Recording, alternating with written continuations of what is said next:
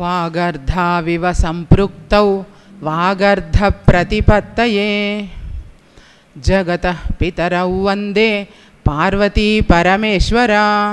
గురు బ్రహ్మ గురు విష్ణు గురుదేవో మహేశ్వరః. గురు సాక్షాత్ పరబ్రహ్మ తస్మై శ్రీ గురవే నమః. గురువే సర్వలోకానాం భిషజే భవరోగిణాం నిధయే సర్వవిద్యానాం శ్రీ దక్షిణామూర్తయే నమః. అఖండమండలాకారం వ్యాప్తం येन చరాచరం తత్పదం దర్శితం येन తస్మై శ్రీ గురవే నమః. సభా సరస్వతికి ప్రణామాంజలి.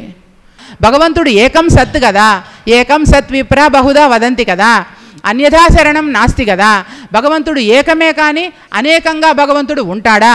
ఒకవేళ అనేకంగా భగవంతుడు ఉంటే ఉండాడు అని అనుకుంటే ఆయన భగవంతుడు అవతాడా? భగవంతుడు అవ్వడానికి అవకాశమే లేదు కదా. భగవంతుని లక్షణమే పుట్టదు గిట్టదు పట్టదు ముట్టదు కొట్టదు తిట్టదు కట్టుబడదు ఆడదు పాడదు వాడదు ఓడదు వేడదు కూడదు చూడబడదు ఇరుగదు మురుగదు కరుగదు ఒరుగదు పెరగదు విరగదు తరుగుబడదు అదరదు బెదరదు వదరదు చెదరదు చెదరదు వదరదు కదలబడదు చనదు పెనగదు చినగదు వినదు కనదు ఖేదమోదద్వయములేని కేవలాత్మ ఆత్మాతీతం కేవలాత్మ దేహో నాస్తి కదాచన అస్తి నాస్తి కో వేద నిర్ణయో నాస్తి సర్వదా అశరీరం సర్వదా అస్తి శరీరం రహితం సదా అయమేవ సద్యో ముక్తి అన్యదా భ్రమ కారణం. లేని శరీరం ఎప్పటికీ లేదు. భానుడేనాడు ఉదయించలేదు, జీవుడేనాడు జన్మించలేదు, జీవుడికి జన్మమే లేదు. నాకు జన్మ ఉంది, నాకు శరీరం ఉంది అని అనుకుంటూ ఉన్నదంతా భ్రమ మాత్రమే. దానికి సాక్ష్యం మనకేంటి అంటే విశ్వం దర్పణ దృశ్యమాన నగరీతుల్యం నిజాంతర్గతం పశ్యన్నాత్మని బాయయా బహిరివోద్భూతం యదా నిద్రయా యః సాక్షాత్ కురుతే ప్రబోధ సమయే స్వాత్మానమేవాద్వయం తస్మై శ్రీ గురుమూర్తయే నమ ఇదం శ్రీ దక్షిణామూర్తయే. అంటే ఈ విశ్వం అంతా కూడా భగవంతుని యొక్క లీలా విలాసం. అది మనకు శ్రీ కైవల్య పదము చెప్పిన దాంట్లోనే ఉన్నది. శ్రీ కైవల్య పదంబు చేరుటకు నై చింతించదన్ లోకరక్షైకారంభకు భక్తపాలన కళా సంరంభకున్ దానవోద్రేక స్తంభకు కేళీ లోల విలస దృగ్జాల సంభూత నానా భవాండ కుంభకు మహానందాంగనాడింభకున్. స్పష్టంగా ఉంది అందులో. ఈ మొత్తం సమస్త దృశ్యమాన జగత్తు మొత్తం కూడా అద్దంలో కనిపిస్తూ ఉన్న ప్రతిబింబమే తప్ప ఇవంతా కూడా శాశ్వతం కాదు. వీటికి శాశ్వతత్వం లేదు. ఎందుకు లేదు అంటే అది వికారంతో కూడుకొని ఉన్నది. వికారం అంటే మార్పు. భగవంతుని లక్షణం నైనం చిందంతి శస్త్రాణి నైనం దహతి పావకః నచైనం క్లేదయంత్యాపో నశోషయతి మారుతః అచ్ఛేద్యోయం అదాహ్యోయం అక్లేద్యో శోషయేవచ నిత్యః సర్వగతః స్థాణుః అచలోయం సనాతన నజాయతే మ్రియతే వా కదాచిత్ నాయం భూత్వా భవితా వా నభూయః అజో నిత్యో శాశ్వతో పురాణో అజో నిత్య శాశ్వతోయం పురాణో నహన్యతే హన్యమానే శరీరే. ఇది భగవంతుని లక్షణం. ఆయన పుట్టడు, ఆయన చావడు, ఆయన అన్ని రకాలు ఆయన మాట్లాడడు, అన్ని వేషాలు ఆయన వెయ్యడు. ఆయనకి ఏ వేషము లేదు, ఏ అవయవము లేదు, నిర అవయవుడు. అందుకని చెప్పి భగవంతుని లక్షణాన్ని ఎరిగి కోరిన కరిగి ఈడో ముక్తి నరుడికి. అలా ఎరగాలంటే నిత్యము ఏది అనిత్యమేది అనేటటువంటి సాధనా సంపదను ప్రతి మానవుడు తెలుసుకోవాలి. మానవ జన్మ ఎత్తినటువంటి ప్రతి ఒక్కరూ స్కంద పురాణంలో ప్రారంభం ఘట్టంలో ఉన్నటువంటి గురుగీత శ్లోకాలను జ్ఞాన మార్గాన్ని చూపే, గురుగీత అంటే జ్ఞాన మార్గం, జ్ఞాన మార్గాన్ని చూపేటటువంటి శ్లోకాలను చదవకపోయినా ఆ శ్లోకంలో ఉండేటటువంటి భావాన్ని ఆ జ్ఞానమూర్తిని దర్శించి, ఎందుకంటే ఏ నిష్ట గురు నిష్టకు ధీటుగాది ప్రపంచంబునందు కావునను అభ్యాసికి గురు శిక్ష కావలెను నారాయణ. అట్టి సద్గురుని వెదకి దర్శించి ఆ మహాత్ముని పదములు పట్టి కృతకృత్యుడవును సాధకుడు గట్టిగా నారాయణ. అందుకని చెప్పి ఉమామహేశ్వర సంవాదంలో పరమేశ్వరుడు మనకు ఆజ్ఞ చేసినటువంటి ఆ ఆజ్ఞాపనను అందుకొని ఆ తీర్థాన్ని మనం స్వీకరించి ఆ కేవలం జ్ఞానమూర్తి ఎక్కడున్నాడో, లేదా ఆ జ్ఞానమూర్తి ఆ జ్ఞానంని ధరించి ఉన్నటువంటి రూపం ఎక్కడుందో ఆ రూపాన్ని తెలుసుకొని గ్రహించి ఆడ కూర్చొని విద్యను మనము అభ్యసించి దాన్నే బ్రహ్మ విద్య అంటారు, దాన్నే పరావిద్య అంటారు, దాన్నే ఉమా విద్య అంటారు, దాన్నే దైవ విద్య అంటారు. కాబట్టి అవిద్యలతో ఉండిపోకుండా విద్యను నేర్చుకొని, అంటే భౌతిక విద్యలన్నీ విద్యలు కావా అని మీరు అనొచ్చు, అవన్నీ దేహపోషణకు మాత్రమే సంబంధించినటువంటి విద్య. అందుకనే వేమనేమంటాడు, చదువులు చదువనేలా సన్యాసి కానేలా షణ్మతంబుల చిక్కి చావనేలా చావు పుట్టుకలేని చదువు ఏల చదువరో అని స్పష్టంగా చెప్పాడు ఆయన. అట్లాగే మన శివపురాణంలో కూడా ఒక విషయం ఉన్నది, నిన్ను ఎరుగుచు తన్నెరుగని అన్నడు శివయోగి ఎప్పటికీ కాలేడు. నిన్ను ఎరుగుచు తన్ను ఎరుగని, నిన్నెరుగుచు తన్నెరుగని అన్నడు శివయోగమగ్నుడనబడెపుడున్.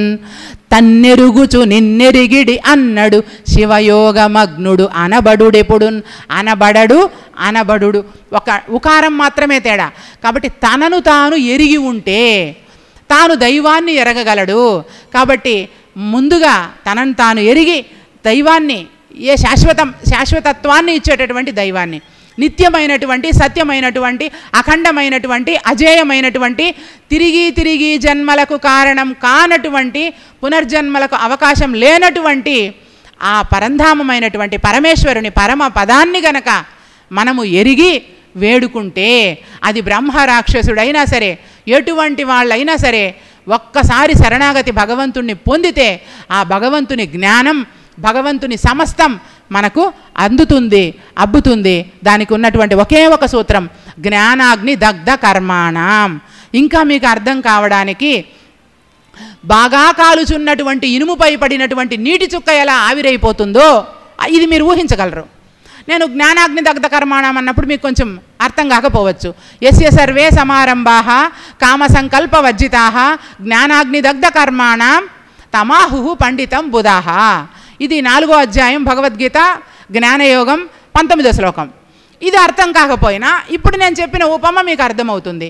బాగా కాలుతున్నటువంటి ఇనుముపై పడినటువంటి నీటి చుక్క ఎలా ఆవిరైపోతుందో నువ్వు గనక నీ యొక్క సమస్తాన్ని, నీ లోపల ఉండేటటువంటి సమస్త అహంకారాన్ని, సత్వరజస్తమో గుణాల యొక్క భావాన్ని, త్రిగుణాలను గనక విడిచిపెట్టి సమస్తమైనటువంటి ఈ జగత్తుకు ఆధారమై ఉన్నటువంటి ఆ భగవంతుణ్ణి శరణు వేడేటటువంటి లక్ష్యం, లక్షణం నీ లోపలికి కలిగితే ఆ కలిగిన క్షణమే సద్యోముక్తి. అయమేవ సద్యోముక్తి అన్యథా భ్రమ కారణం. కాబట్టి ఆ భ్రమ, ఆ భ్రాంతి గనక తొలగిపోతే భగవంతుడు నీకు ప్రత్యక్షమవుతాడు. ఆ భ్రాంతి తొలగకుండా నువ్వు ఎన్ని చదువుకున్నా కూడా వేదశాస్త్ర పురాణానిచ ఇతిహాసాదికానిచ మంత్రయంత్రాది విద్యాశ్చ మోహనోచ్చాటనాదికం శైవశాక్త ఆగమాదీని అన్యేచ బహవో మతః అపభ్రంశాత్ సమస్తానాం జీవానాం భ్రాంతచేతసాం. కనుక భ్రాంతిలో ఉండి భ్రమకు లోనై జనన మరణ చక్రంలో ఇరుక్కుని ఉందామా? సమస్తానికి ఆధారమైనటువంటి భగవంతుణ్ణి ఎరిగి కన్ను తెరిచిన కానబడడో ఎరిగి కోరిన ముక్తి ఇవ్వడో నరుడికి. ఎరిగి కోరిన కరిగి ఇవ్వడో ముక్తి నరుడికి ఖచ్చితంగా ఇస్తాడు. అట్లాగా ఈ విషయాలన్నింటినీ పాండ్య దేశపు కొలువులో పాండ్య రాజుతో వల్లభ దేవుడితో ఎవరు చెప్తూ ఉన్నారంట? విష్ణు చిత్తుడు విష్ణువుని, అంటే వ్యాపకం విష్ణువు అంటే విష్ణువుని తన చిత్తమందు దాచుకున్నటువంటి ఆ విష్ణు చిత్తుడు ఈ మాలదాసరి కథంతా చెప్తూ వచ్చిన తర్వాత ఇంతకు మించినటువంటి విషయం వాళ్ళకి, ఆయనలో ఉండేటటువంటి సంశయ నివృత్తి మొత్తం జరిగిపోయిందా? కులాలు లేవు, మతాలు లేవు, విష్ణువు లేదు, శివుడు లేడు, బ్రహ్మ లేడు, అక్కడ ఏమీ లేదు. అక్కడ ఏముంది? ఇందాక చెప్పాను, నిర్వికల్ప పరబ్రహ్మం. నిర్గుణానికి ఆవల ఉన్న నిర్వికల్ప పరబ్రహ్మం, అదే పరశివం, పరమ శివం, పరమ పదం.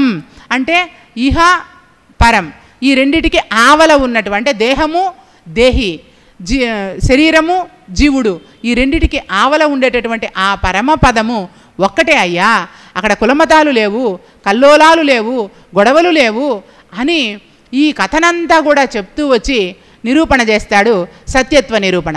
దీనితో పాటు కాండిక్యుని కేశిధ్వజుని సంవాదం కూడా చెప్తాడు. ఇప్పుడు విష్ణుచిత్తుడు పాండ్యదేశపు కొలువులో విష్ణుచిత్తుడు చెప్తూ ఉండే విషయాలను నేను మీతో చెప్తున్నాను. ఇక్కడ నా సొంత విషయాలు కావు. విష్ణుచిత్తుడు చెప్పినది ఇప్పటికీ మాలదాసరి కథ, బ్రహ్మరాక్షసుడు మాలదాసరి కథను చెప్పాడు. ఆ తరువాత కాండిక్యుడు కేశిధ్వజులు కథ, అన్న తమ్ములు అన్నమాట, వీళ్ళు దాయాదుల పిల్లలు. కాండిక్యుడు కేశిధ్వజులు వీలైనంత వరకు సంక్షిప్తం చేస్తాను. నిమి వంశాన్ని పరిపాలిస్తూ ఉన్నటువంటి వాళ్ళు కృతధ్వజుడు, కేశిధ్వజుడు. వీళ్ళిద్దరి పిల్లలే కాండిక్యుడు, కేశిధ్వజుడు. ఇప్పుడు వీళ్ళిద్దరూ దాయాదుల పిల్లలు అయ్యారు. వీళ్ళు సరదాగా ఏమనిపించిందంటే, వీళ్ళకి మనిషి శరీరంలో పరాక్రమం ఉంటుందన్నమాట.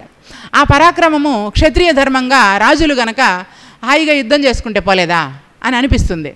మన ఇద్దరము నీ బలం గొప్పదా, నా బలం గొప్పదా, ప్రతిరోజు యుద్ధం ఏర్పాటు చేసుకుందామా అని కావాలనే ఊరకనే అనుకుంటారన్నమాట. వాళ్ళు ఎవ్వరు వాళ్ళకి దగ్గర ఏమీ ఇబ్బందులు లేవు, వాళ్ళకి హాయిగా రాజ్యాన్ని పరిపాలిస్తూ ఉన్నారు దాయాదుల పిల్లలు.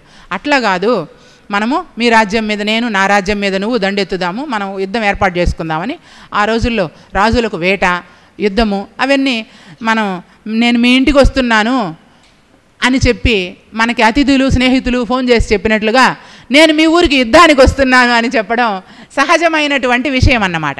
మన ఇద్దరం యుద్ధం ఏర్పాటు చేసుకుందామని చెప్పి యుద్ధాన్ని నిర్వహించడానికి కావలసినటువంటి సదుపాయాలన్నీ ఏర్పాటు చేసుకొని వీళ్ళ రాజ్యపు ప్రజలను వీళ్ళు సిద్ధం చేసుకుంటారు. కాండిక్యుడు తన భాగానికి వచ్చినటువంటి రాజ్యము, ఆ రాజ్య ప్రజలతోటి యుద్ధానికి సంసిద్ధమవుతాడు. కేశిధ్వజుడు ఆయన భాగానికి వచ్చినటువంటి రాజ్యము, వాళ్ళ రాజ్య ప్రజలతో యుద్ధానికి సంసిద్ధుడవుతాడు. మనం ఏం చేద్దామంటే, ప్రతిరోజు బాగా సూర్యోదయం అయిపోయిన తర్వాత సూర్యాస్తమయానికి ముందు ఆపేయాలి యుద్ధాన్ని. ఇది యుద్ధం యొక్క రూల్స్, చట్టాలు వాళ్ళు పెట్టుకుంటారనమాట. అట్లాగా రోజు యుద్ధం చేస్తూ ఉంటారు. చాలా కాలం యుద్ధం జరిగింది. ఈ యుద్ధంలో కాండిక్యుడు ఓడిపోవలసినటువంటి పరిస్థితి వచ్చింది. కాండిక్యుడు తన యొక్క జనసమూహాన్ని, ఓడిపోయినటువంటి తన జనసమూహాన్ని, తన ప్రజలను తీసుకొని కాండిక్యుడు తన దేశాన్ని, తన రాజ్యాన్ని వదిలిపెట్టేయాల్సిందే కదా, వదిలిపెట్టేసి వెళ్ళిపోతాడు. కేశిధ్వజుడు నేను చూసావా, ఆయన మీద నేను జయించాను, ఇన్ని రోజులు నా యొక్క యుద్ధం ఫలించింది అని చెప్పి నేను ఇక పైన ఏం చేస్తానంటే అవిద్యాయజ్ఞాల ద్వారా మృత్యువును జయిస్తాను, విద్యాయజ్ఞాల ద్వారా అమృతత్వాన్ని పొందుతాను అని ఒక నిర్ణయానికి వచ్చాడనమాట. అంటే ఇంక ఏ రాజ్యానికి పోయినా ఆయన ఆ రాజ్యాన్ని ఆక్రమించుకుంటాడని తెలుసు. సో ఇప్పుడు యుద్ధం చేయడానికి కూడా ఆయనకి వ్యతిరేకంగా ఎవరు లేరు, నిలబడాలి కదా యుద్ధానికి వచ్చి. ఏ రాజ్యానికి నేను వస్తానన్నా అయ్యో కేశిధ్వజుడు వస్తున్నాడా, నా రాజ్యాన్ని అప్పచెప్పి నేను వెళ్ళిపోతానులే అనే వాళ్ళే అయిపోయింది. సో ఇప్పుడు యుద్ధం చేసేటటువంటి అవకాశం ఆయనకు లేదు కాబట్టి ఆయన ఒక నిర్ణయానికి వచ్చాడు. ఏం నిర్ణయానికి వచ్చాడంటే, నేను యజ్ఞాలు యాగాలు లోకం కోసం, జనాల క్షేమం కోసం, కరువు కాటకాలు రాకుండా ఉండడం కోసం చేసి నేను మృత్యువుని జయిస్తాను. దానిని అవిద్యాయజ్ఞాలు అంటారు. ఏంటి అవిద్యాయజ్ఞము అంటే, ఇప్పుడు ఇది చెప్పాలంటే మనం వేదం దగ్గరికి వెళ్ళాలి. మనకు వేదాలు 4 ఉన్నాయి. 4 వేదాలను మనం విభజించకముందు ఒకటే వేదం. సరే, ఈ వేదాలలో పూర్వ భాగము, ఉత్తర భాగము అని 2 అంశాలు ఉంటాయి. పూర్వ భాగంలో ఏముంటుందంటే, మనిషి సృష్టి ఎలా నడుస్తుందో, మనిషి ఎలా నడవాలో, మనిషి ఎవరైనా చనిపోయినప్పుడు లేదా ఒక కొత్త ఇల్లు కట్టుకొని వచ్చినప్పుడు ఆయా సందర్భానుసారంగా ఏ మంత్రాలను పఠిస్తూ వాళ్ళు ఆ కార్యక్రమాలను కొనసాగించాలో అనేటటువంటి విషయాలన్నీ అందులో ఉన్నాయి. అట్లాగే ఆయుర్వేద శాస్త్రము, వైద్య శాస్త్రము, భూగోళము, ఖగోళము, సమస్త విద్యలు ఉన్నాయి వేదంలో నుంచే వచ్చాయి. ఇవన్నీ వేదపు పూర్వభాగంలో ఉన్నాయి. కానీ వేదపు ఉత్తర భాగంలో జ్ఞానకాండ అంటారు. అంటే పూర్వమైనది కర్మకాండ, ఉపాసనకాండ పూర్వభాగం. రెండింటిని కలిపి మనం కర్మకాండగానే చెప్పుకోవచ్చు. వేదాలకు ఉత్తర భాగంలో ఏముంది అంటే జ్ఞానకాండ ఉందన్నమాట. ఆ జ్ఞానకాండ విద్యాకాండ, ఈ పూర్వభాగంలో ఉండేటటువంటి వేదంలో ఉండేటటువంటి పూర్వభాగంలో ఉండే విషయాలన్నీ అవిద్యాకాండ. అంటే ఇది దేహం మనుగడకు, ఇల్లెందుకు కట్టుకుంటాము, మన శరీరము గాలికి ఎండకు తడవకుండా ఉండటానికని, అంతేగాని అది మోక్షం కాదు కదా. అట్లా అన్నమాట. అవిద్యాయజ్ఞాల ద్వారా క్రతువులు వానలు పడాలి, వానలు దేనికోసం, దేశం సుభిక్షంగా ఉండడం కోసం, అంతేగాని అది మోక్షం కాదు కదా. అట్లా అవిద్యాయజ్ఞాల ద్వారా నేను చేసి పుణ్యలోకాలకు వెళ్ళిపోతాను, మృత్యువుని జయించేస్తాను, మృత్యువు లేకుండా పోతుంది. ఇంకొకటి ఏం చేస్తాను, విద్యాయజ్ఞాలు చేసి జ్ఞానయజ్ఞాలు చేసి నేను అమృతత్వాన్ని పొందేస్తాను. ఇలా నిర్ణయించుకొని కేశిధ్వజుడు చక్కగా ఎటువంటి విఘ్నాలు లేకుండా హాయిగా తాను వేసుకున్నటువంటి రచనా ప్రణాళిక ప్రకారం కొన్ని వేల మందితో ఋత్విక్కులను ఏర్పాటు చేసుకొని మహామహా పండితులైనటువంటి వేద పండితులను, ఋత్విక్కులను, పురోహితులను అందరినీ ఆయన అక్కడికి యాగశాలకు పిలిపించుకొని అనేక రకాల క్రతువులు యజ్ఞాలు చేస్తూ ప్రజలకు కావలసినటువంటి సకల సౌకర్యాలు కల్పిస్తూ ఉన్నాడు. అక్కడ బ్రహ్మరాక్షసుడు ఎలా ఉన్నాడు, నిన్న దక్షుడు ఏమైనాడు, అందులో ఉండే సారాన్ని మాత్రం గ్రహిస్తూ రండి, విషయాల్లోకి పోకుండా. ఇక్కడ ఇన్ని క్రతువులు ఇన్ని యజ్ఞాలు చేయించాడు కదా. ఒకరోజు ఏం జరిగిందంటే కేశిధ్వజుడు చేస్తూ ఉన్నటువంటి యజ్ఞంలో ఆ రోజు యజ్ఞం అయిన తర్వాత బలి ఇవ్వటానికని చెప్పి దానికి సరిపడా లక్షణాలు ఉన్నటువంటి ఆ ఆవును వెతికి తెచ్చి యాగశాల దగ్గర వాళ్ళు పెట్టుకొని ఉన్నారు. ఇది యజ్ఞం పూర్తయిన తర్వాత ఆ ఆవుని బలి ఇవ్వాలి అనేది భగవంతుడు ఎక్కడ బలి ఇమ్మని చెప్పడు, ఎందుకంటే జీవహింస చేయరాదు. అహింస పరమో ధర్మ, ధర్మాన్ని రక్షించమనే చెప్తుంది. ధర్మో రక్షతి రక్షిత. ధర్మ ఇది ఒక భాగం, ఒక వాక్యంలో అర్ధవాక్యం. నిజానికి ధర్మో రక్షతి రక్షిత అనేది ఒక శ్లోకం. ఏంటిది పూర్తి వాక్యం ఏంటి అంటే, ఇప్పుడు సందర్భం వచ్చింది కాబట్టి, ధర్మ ఏవ హతోహంతి ధర్మో రక్షతి రక్షిత, ధర్మ ఏవ హతోహంతి ధర్మో రక్షతి రక్షిత, యస్మాద్ధర్మో నహంతవ్యో మానో ధర్మో హతో వధీత్. అంటే అర్థమేమంటే, ధర్మాన్ని నీవు రక్షిస్తే ఆ ధర్మమే నిన్ను రక్షిస్తుంది.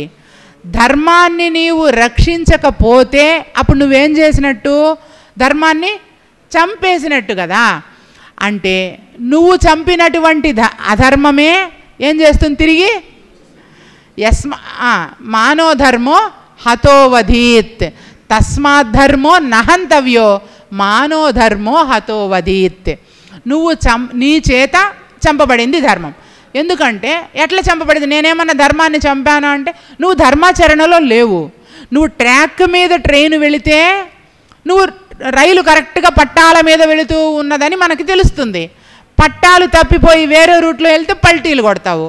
కాబట్టి నువ్వు ధర్మాచరణలో లేదు అంటే ఏమైపోయినట్టు, నువ్వు అధర్మంలో ఉన్నట్టు, అంతే కదా. సరికాని మార్గంలో ఉన్నావు, దారి తప్పిపోయినావు. కాబట్టి పట్టాలు తప్పిన రైలు పల్టీలు కొడుతుంది. దారి తప్పినటువంటి, ధర్మాన్ని తప్పినటువంటి మానవుడు అధర్మంలోకి పడిపోతాడు, ఇంకా సమస్తాన్ని మర్చిపోతాడు, భ్రష్టు పట్టిపోతాడు అన్నమాట. తన పతనానికి తానే కారణం అయిపోయినటువంటి పరిస్థితి వస్తుంది. అందుకని చెప్పి ఆ ధర్మాన్ని రక్షించాలి, ఆ ధర్మాన్ని రక్షించకపోతే తాను పతనమైపోతాడు అని. సరే, ఇప్పుడు ఇక్కడ ఆవు ఏం చేసిందంటే పాపము, అది ఎట్లా ఆవు తప్పించుకుందో మరి. యాగశాలకు చుట్టూరు కొంచెం పెన్షన్ లాగా వేసుకొని ఉంటారు కదా, కళ్ళలాగా కంచెలాగా వేసి ఉంటారు కదా. ఆ కంచె దగ్గర ఏదో తనకి ఇష్టమైనటువంటి పచ్చిగడ్డి దొరికిందేమో, ఆ కంచె లోపల వెళ్ళి అది తల దూర్చి ఆ గడ్డిని మేస్తూ ఉంది ఆ ఆవు. ఆ మేస్తూ ఉండేటటువంటి సందర్భంలో ఏమైందంటే ఒక పులి వచ్చి ఆ ఆవుని స్వీకరించిందన్నమాట, హాయిగా స్వీకరించింది. అప్పుడు ఆవు అరుపులు వినిపించింది. అది కూడా ఈ వీళ్ళు దూరంగా కంచె దగ్గరికి వెళ్ళిపోయింది కాబట్టి ఇక్కడుండే ఋత్వికులకి పురోహితులకి ఈ విషయం తెలియలేదు. పొలం పని చేసుకుంటూ ఉండేవాళ్ళు ఎవరో ఏదో ఆవు అరుస్తూ ఉంది, ఆవేదో ప్రమాదంలో ఉన్నట్టుంది అని చెప్పి అక్కడికి స్థలానికి వస్తే ఏమి ఇక్కడేదో అరుస్తూ ఉందని చెప్పి అలా ఈ యజ్ఞశాలలో ఉండేటటువంటి పురోహితులందరూ కూడా అక్కడికి చేరుకొని అసలు విషయం తెలుసుకుంటారు. ఇప్పుడు ఇప్పుడు యజ్ఞం అయిపోతే ఇప్పుడు ఆ ఆవుని అందుకోసం తెచ్చుకొని దానికి సంబంధించినటువంటి మంత్రాలు అవన్నీ దానికి చదివి దానికి పూజ చేసి దానికి అవన్నీ చేసి పెట్టారు. ఇప్పుడు దానిని ఇస్తేనే వాళ్ళు రచించుకున్న యజ్ఞ ప్రణాళిక ప్రకారం ఆ యజ్ఞం పూర్తి అవుతుంది, వాళ్ళ యొక్క ప్రణాళిక ప్రకారం. ఇప్పుడు ఆవు లేదు, ఇప్పుడు ఏం చేయాలి? యజ్ఞము ఇంకో ఆవును పట్టుకొచ్చుకోవడానికి లేదు, యజ్ఞము భగ్నమైపోయింది, అంతే కదా. ఇప్పుడు ఏం చేయాలి అర్థం కాక అక్కడ యజ్ఞాన్ని నిర్వహించడానికి వచ్చినటువంటి పురోహితులందరినీ కూడా సలహా అడుగుతాడు. సలహా అడిగితే యజ్ఞాన్ని నిర్వహించే విధానమే తెలుసు కానీ మధ్యలో ఆగిపోయిన యజ్ఞాన్ని తిరిగి పునరుద్ధరించడం మాకు తెలియదు అని వాళ్ళు చెబుతారు. ఇలా అనేక మందిని అడుగుతూ చిట్ట చివర అందరికంటే పెద్దవాడైనటువంటి ఋత్విక్కులు ఉంటారు కనుక వాళ్ళందరిలో పెద్దవారైనటువంటి వాళ్ళు ఒకరు ఉంటారు కదా, వాళ్ళ దగ్గరికి వెళ్ళి స్వామి మన యజ్ఞాన్ని ఎలా కొనసాగించాలి చెప్పండి అంటే, అయ్యా నేను ఇంతకాలం నుంచి యజ్ఞాన్ని నిర్వహిస్తూ ఉన్నాను కానీ ఈ విధమైనటువంటి దానికి నా దగ్గర మంత్రం కానీ నాకు దగ్గర ఏ ఆలోచన కానీ ఏమీ లేవు, కానీ ఈ విషయము తెలిసినటువంటి అతను, ఈ విషయాన్ని పరిష్కరించగలిగినటువంటి అతను ఒకడున్నాడు, అతని పేరు కాండిక్యుడు అంటారు. ఆ కాండిక్యుడు ఎక్కడ ఉన్నాడో వెతికి పట్టి ఆ కాండిక్యుని దగ్గరికి వెళ్ళి నీ సమస్యను చెప్పావంటే నీ యజ్ఞాన్ని సంపూర్తి ఎలా చెయ్యాలో ఆయన సలహా ఇస్తాడు, వెళ్ళి ఆయన దగ్గర సలహా తీసుకొని రా అని చిట్ట చివరికి తేలినటువంటి అంశం. ఇప్పుడు కాండిక్యుడు ఎక్కడున్నాడు? తన చేతిలోనే ఓడిపోయి తన రాజ్యాన్నే తనకు సమర్పించి తన రాజ్యపు ప్రజలతోటి మంత్రులతోటి తన జన సమూహంతో ఎక్కడో చిరునామా తెలియనటువంటి అడవిలోకి వెళ్ళి అడవిలో ఒక చిన్న కంచె వేసుకొని తన మంత్రులతో తన జన సమూహంతో కాయలు కసర్లు తినుకుంటూ కూడా అక్కడ ఉంటూ ఉన్నాడు. అలా ఉంటూ ఉండేటటువంటి కాండిక్యుడిని ఇప్పుడు వీళ్ళు కనిపెట్టాలి. సరే, మహారాజు ఆయనకి లేనటువంటి ధనబలం కాదు, ఆయనకి లేనటువంటి అంగబలం కాదు, కాబట్టి ఆయనకున్నటువంటి ధనబలంతో అంగబలంతో కాండిక్యుడు మొత్తం అడవినంతా గాలించి ఎక్కడ ఆయన ఉన్నాడో చెప్పగలడు, కనుక్కోగలడు. సో ఆ విషయాన్నంతా గ్రహించి తెలుసుకొని వాళ్ళ గూఢచారుల ద్వారా వాళ్ళ మనుషుల ద్వారా తెలుసుకొని ఇప్పుడు కాండిక్యుడి దగ్గరికి కేశిధ్వజుడు వెళ్ళడానికి సిద్ధమవుతాడు. బాగానే ఉంది. వెళ్ళడానికి సిద్ధమైనప్పుడు ఈయనకు ఒక సందేహం వస్తుంది అతనికి, నేను ఒకవేళ వెళితే నా మీద కోపంతో పూర్వపు విషయాలను గుర్తు తెచ్చుకొని నా మీద బాణం వేసి చంపుతాడా? ఒకవేళ అప్పుడు మళ్ళీ ఆయనకు సలహా ఇచ్చిన ఋత్వికుడి దగ్గరికి వెళ్ళి, స్వామి కాండిక్యుడు పలానా వాడు మావాడేను, నేనే ఆయన మీద ఇట్లా మేమిద్దరం గొడవపడి ఇలా వెళ్ళారు అని అంతా చెప్పి ఆయన దగ్గరికి ఇప్పుడు నేను వెళ్తాను, ఆయన నేను అడిగినటువంటి మాటలకి ఆయన నచ్చి మెచ్చి ఆయన నా మీద దయతో నాకు చెప్తే పర్వాలేదు, మరి ఒకవేళ చెప్పకుండా నా మీద బాణాలు వేసి చంపితే నేను చనిపోయినా కూడా నా యజ్ఞం పూర్తవుతుందా అని అడుగుతాడన్నమాట. లేదు, నేను ఇప్పుడు పోకుండా ఇక్కడే కూడా ఉండిపోయినాను అనుకో, ఇప్పుడు కూడా నా యజ్ఞం పూర్తి కాదు కదా, చనిపోతానేమో అనే భయంతో ఇక్కడే ఉండిపోతే ఇప్పుడు దీనికి సమస్యకు పరిష్కారం లేదు. ఒకవేళ కాబట్టి వెళ్ళిపోయి చనిపోయినా పర్వాలేదు, యజ్ఞం పూర్తి చేసిన వాడిని అవుతాను. ఒకవేళ ఆయన దయదలచి నాకు చెబితే తిరిగి వచ్చి మళ్ళీ నా యజ్ఞాన్ని పూర్తి చేసుకోవచ్చు. సో నేను తిరిగి వచ్చినా నా యజ్ఞానికి పరిపూర్ణం వస్తుంది, నేను ఆయన దగ్గర చనిపోయినా నా యజ్ఞానికి సంపూర్తి వచ్చేస్తుంది. కాబట్టి గురుదేవా, మీ ఆజ్ఞ ప్రకారం కాండిక్యుడు పలానా అడవిలో ఉన్నాడని నేను తెలుసుకున్నాను, నేను ఆయన దగ్గరికి వెళ్తూ ఉన్నాను అని చెప్పి కాండిక్యుడి దగ్గరికి కేశిధ్వజుడు బయలుదేరి వెళ్ళాడు. చుట్టుపక్కల ఉండేటటువంటి అక్కడ కాండిక్యుని మనుషులు ఉంటారు కదా, వాళ్ళు ఈయనను కనిపెట్టి జింక చర్మముతో కూడుకున్నటువంటి వస్త్రాన్ని వేసుకొని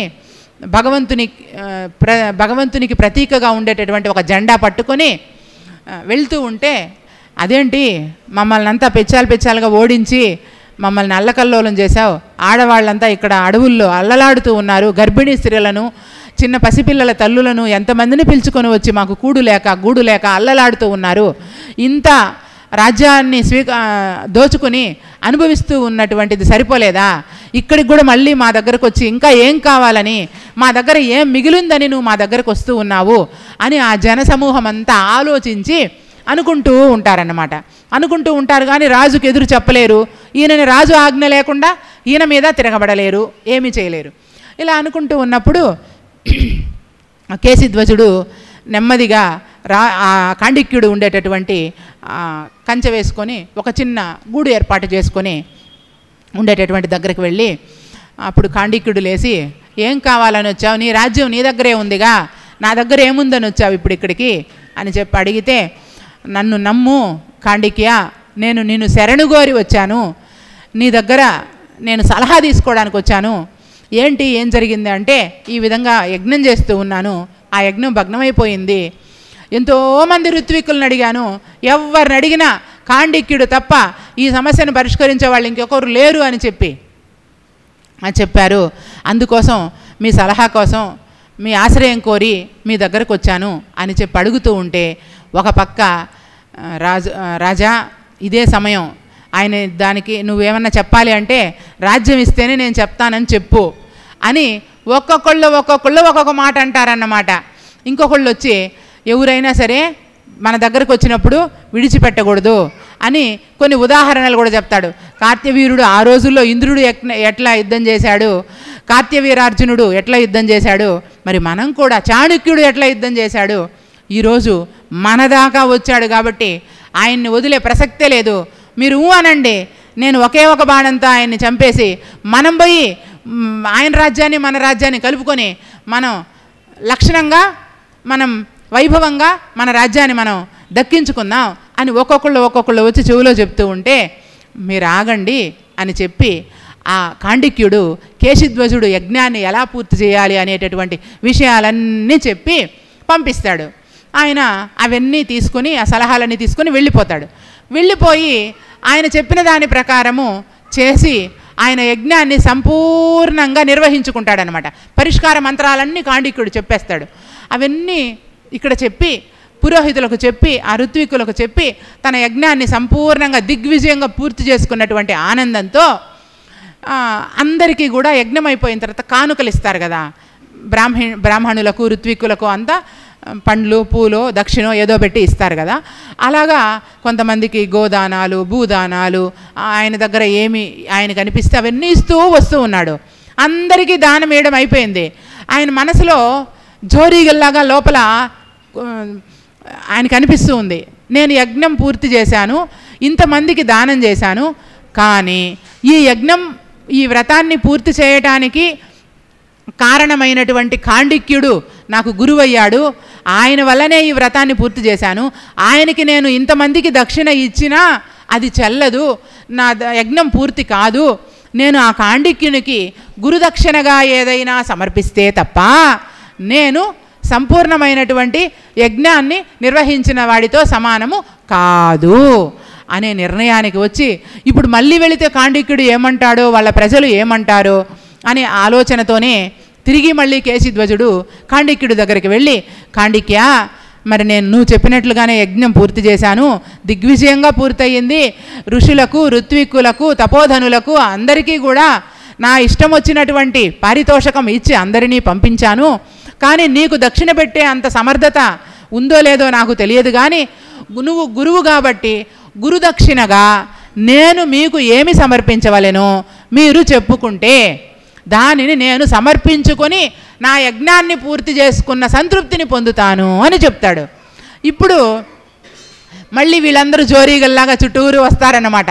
ఇంతకు ముందైతే సరే పోనీ చంపడం పాపం అనే భావన నీలో ఉండి ఉంటుందేమో, ఎందుకులే మన దగ్గరకు వచ్చినటువంటి చంపదగిన ఎట్టి శత్రువు తన చేత చిక్కెనేని కీడు చేయరాదు, సొంత మేలు చేసి పొమ్మనుటే చాలు అనే భావనతో ఒకవేళ నువ్వు ఆయన్ని వదిలేసానావేమో, ఇప్పుడు నీకు యుద్ధము లేదు, మనకి గొడవ లేదు, ఆయనే హాయిగా వచ్చి ఎటువంటి యుద్ధాలకి లేకుండా, ఎటువంటి ప్రాణ నష్టం జరగకుండా, ఎటువంటి ఆస్తి నష్టం జన నష్టం ఇతరత్ర జంతువులు ఎన్నో పోతాయి కదా యుద్ధంలో. వాటి వేటికి కూడా నష్టము లేకుండా హాయిగా వచ్చి గురుదక్షిణ తీసుకోమని అడుగుతూ ఉన్నాడంటే మనము వెళ్ళి హాయిగా లక్ష్మీదేవి నిన్ను వరించింది కాబట్టి ఆ లక్ష్మీదేవిని, రాజ్యలక్ష్మిని మనం స్వీకరించి మనం వెళ్ళి చూడు, ఆడవాళ్ళు చూడు ఎంత బాధలు పడుతూ ఉన్నారో, ఆ పసికందు చూడు భోజనానికి లేకుండా ఎండకు వానకు తట్టుకోలేకుండా ఎంత బాధపడుతూ ఉందో, మనం వెళ్ళి ఆ కాయలు కసురులు కోసుకునేటప్పుడు పల్లేరు ముళ్ళులు గుచ్చుకొని మన పిల్లలకు నెత్తురు కార్చుతూ కారినటువంటి సందర్భాలను నువ్వు కళ్ళతో చూడలేదా? అవన్నీ ఒకసారి నువ్వు దృష్టిలో పెట్టుకొని నువ్వు ఏమో గురుదక్షిణ అడుగుతావో అడుగు అంటే అర్థమేమి? గుర్తు చేస్తున్నారన్నమాట వాళ్ళ కష్టాలనంతా. అడవుల్లో తిరిగినప్పుడు పడినటువంటి కష్టాలనంతా గుర్తు చేస్తూ ఉన్నారు. అవన్నీ గుర్తొస్తే గనక రాజ్యాన్ని కోరుకుంటాడేమో, రాజ్యం మీద కాంక్షతో వెళ్ళి రాజ్యాన్ని హాయిగా అనుభవించవచ్చు, ఈ కష్టాలన్నీ నాకెందుకు అనేటటువంటి భావన చుట్టుపక్కల ఉండేటటువంటి రాజ్య ప్రజలది. వాళ్ళ ధర్మం అది. రాజు యొక్క శ్రేయస్సును కోరి మీరు ఇలా అడగండి అని అడగడం వాళ్ళ ధర్మమే. అజ్ఞాన మూలహరణం జన్మకర్మ నివారణం జ్ఞాన వైరాగ్య సిద్ధ్యర్థం గురుపాదోదికం పిభేత్. గురుపాదోద్ధితం తీర్థం పీత్వా త్రిపుటినాశనం సర్వద్వంద్వ వినాశం చ విద్యతేన పునర్భవం. గచ్చాద్య పునరాగచ్చ మామకాభీష్ట సిద్ధయే గురోర్య కృపయా వీక్ష్యం పూజా స్వీకురు మత్కృతం. అనేన సదృశం కార్యం నభూతో నభవిష్యతి. సర్వరోగ ప్రశమనం సర్వసంపత్ ప్రవర్ధనం సర్వాపమృత్యుశమనం కాలమృత్యు నివారణం సర్వజ్వరార్తి శమనం దీర్ఘాయుష్య ప్రదాయకం. ఓం శాంతి శాంతి శాంతి. మంగళం శ్రీ గురుదేవాయ మహనీయ గుణాత్మనే సర్వలోక శరణ్యాయ సాధురూపాయ మంగళం. Thanks for watching. Please comment, like, share and subscribe our channel.